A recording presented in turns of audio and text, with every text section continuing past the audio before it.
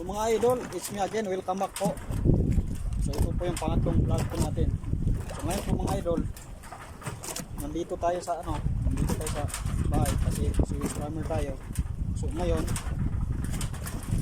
may trabaho tayo mga idol. So, kailangan natin tanggalin ulit itong mga nalagay na itong kahoy.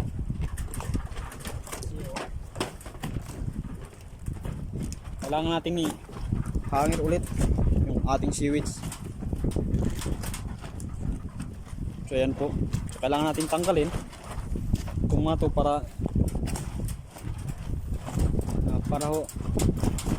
ihahangin natin ulit.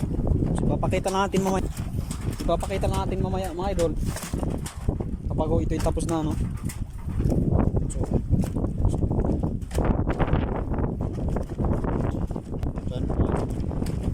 So kasi nag-harvest tayo mga idol sa ating seaweeds.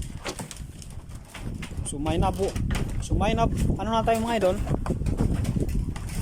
may na stock na tayo sakong seaweeds. Ayan po, ayan. So hanggang dito mga idol, seaweeds po yan. Ayan ho. At saka ito mga idol, seaweeds din po ito sa ilalim. Seaweeds din po ito sa ilalim. Ngayon, pinagyan namin ng